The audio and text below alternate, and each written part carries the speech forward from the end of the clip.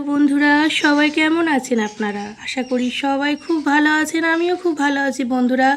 আজকে আমি নিয়ে চলে এসেছি একদমই খুবই জনপ্রিয় আর খুবই সুন্দর জগন্নাথ দেবের সবথেকে প্রিয় মিষ্টি ছানা পোড়া। তার জন্য দেখুন বন্ধুরা কি করে যে আমি ছানা পোড়াটা বানিয়েছি, আপনারা একটু দেখুন।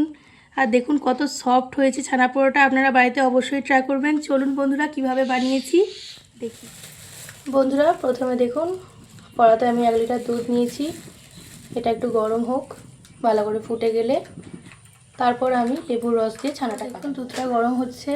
আপনারা যখন নেবেন পুরো ফুল ক্রিম দুধ নেবেন, তাহলে দেখবেন এই ছানাটা খুব সুন্দর কাটানো হয় ছানা পোড়াতে। বন্ধুরা দেখুন আমার দুধ ফুটে গেছে। এবার এটাকে আমি লেবুর রস দিয়ে ছানাটা কাটিয়ে দেখুন দুধটা আমি বাটিটার মধ্যে ঢেলে নিচ্ছি ছানা কাটানোর জন্য। বন্ধুরা আমি নিয়ে নিয়েছি লেবুর রস। আপনারা চাইলে এখানে ভিনিগার বা ছানা কাটানোর পাউডারও ইউজ করতে পারেন। আমাদের বাড়িতে সবাই লেবুর রস দিয়ে ছানা কাটানোটাই বেশি পছন্দ করে। এবার দুধের মধ্যে একটু একটু করে লেবুর রস আমরা দিয়ে দেব। দেখুন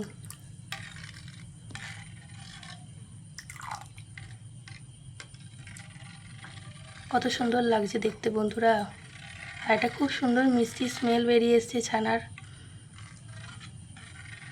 আর ফুল ফ্যাট দুধ হলে কী হবে বলুন তো, মানে আমাদের ফুল ক্রিম দুধ যেটাই হয় ফ্যাটটা পুরোটা থাকে, তো ছানাটা খুব সুন্দর হয়। দেখুন আমি হালকা হালকা করে এভাবে হাতে করে ঘুরিয়ে নিচ্ছি,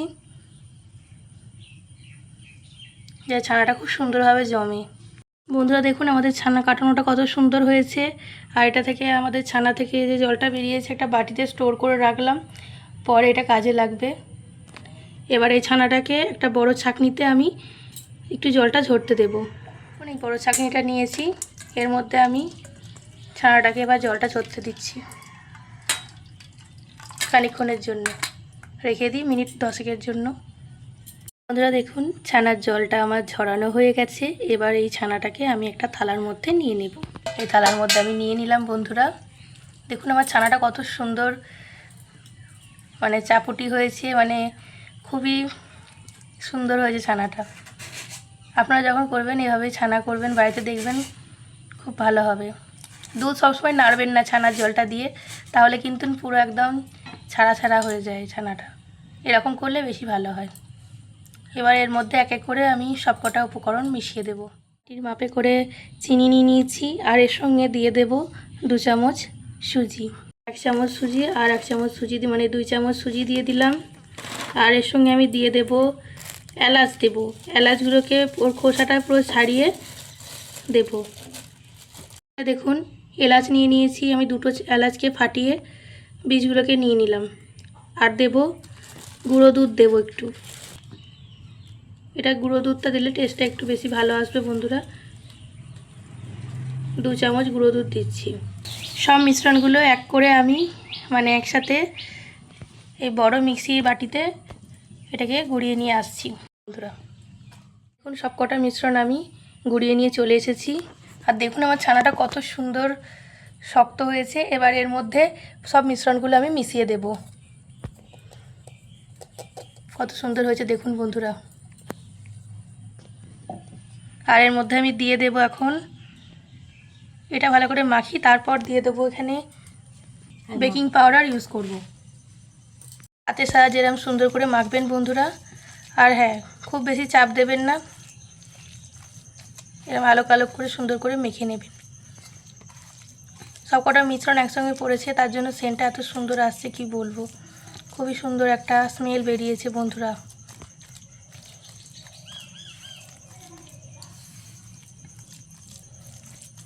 আর জগন্নাথ মহাপ্রভুর প্রসাদে যেহেতু থাকে প্রিয় খাবার, আমরা যতবার পুরী গেছি ততবারই গিয়ে ছানা পোড়া কিনে খেয়েছি। কি বলবো, ওখানকার ছানা পোড়া এতই যে সুন্দর খেতে, কিছু বলার নেই। মানে পুরো লাইন দিয়ে দাঁড়াতে হয় ছানা পোড়া খাওয়ার জন্য। আমরা যে কবার গেছি সেমই তাই করেছি। আর প্রতিবারই আমরা এরকম বাড়িতে বানাই। ওখানকার মতো টেস্ট না হলেও কিন্তু খুবই ভালো লাগে খেতে। আমার যেহেতু ছানাটা একটু জল জল ছিল, তাই জন্য আমার এখন অবধি ছানার জল ইউজ করতে হয়নি। কিন্তু আপনাদের যদি ছানারটা যদি একটু শক্ত মতো হয়, তাহলে কিন্তু আপনারা ওই যে জলটা আমি আগে থাকতেই তুলে রেখেছি ওটার মধ্যে হালকা হালকা করে দিয়ে মিক্সড করতেই পারেন। দেখুন কত সুন্দর মিশ্রণটা হয়েছে। এবার এর মধ্যে আমি বেকিং পাউডার অ্যাড করে দেব। বন্ধুরা দেখুন এই চামচের সাহায্যে একদম অল্প 1 চিমটি মতো বেকিং পাউডার আমি নিয়ে নিয়েছি। এবার ভালো করে এটা মিক্সড করে দেব। দেখুন, আর এর মধ্যে আমি দিয়ে দেব ঘিও 2-3 চামচ মতো দেব। তোরা ঘি দিয়ে দিচ্ছি এর মধ্যে। আমি এর মধ্যে দেওয়ার জন্য কাজুটাকে সুন্দর করে একটু রোস্ট করে কুচি কুচি করে কেটে রেখেছি। এবার এর মিশ্রণটা এর মধ্যে দিয়ে দেবো। দেখুন, দিয়ে ভালো করে মিশিয়ে নেব। কত সুন্দর দেখতে লাগছে দেখুন বন্ধুরা। ওদিকে ছানা পোড়া করার জন্য আমাদের ব্যাটারটা রেডি আছে। দেখুন এদিকে আমি একটা কড়া নিয়েছি, ননস্টিকের কড়া নিয়েছি, তার মধ্যে নুন দিয়েছি। মিনিট 5 একটু গরম হোক নুনটা, তারপরে আমি ব্যাটারটা একটা বাটির মধ্যে ঘি ব্রাশ করে এর মধ্যে দিচ্ছি। দেখুন আমাদের ব্যাটারটা কত সুন্দর ফুলেছে। আর একটা বাটি নিয়েছি, বাটিতে ঘি ব্রাশ করা আছে। আর এরপর থেকে আমরা কলা পাতা দিয়ে দেব।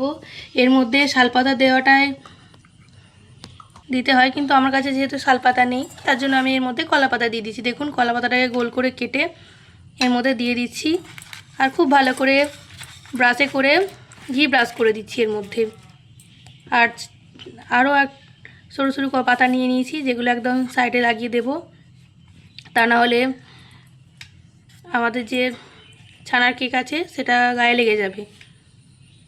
দেখুন এই বাটির মধ্যে আমি এবার মিশ্রণটিকে দিয়ে দিচ্ছি। তার আগে সুন্দর করে ঘি মাখিয়ে নিয়েছি। আপনারা যদি পারেন তাহলে কলা পাতার বদলে এখানে শালপাতা ইউজ করতে পারেন, যদি আপনারা জোগাড় করতে পারেন। কত সুন্দর মিশ্রণটি ফুলেছে দেখুন। সুজি আর ছানার জল দেওয়া আছে তার জন্য খুব সুন্দর ফুলেছে। ভালো করে এবার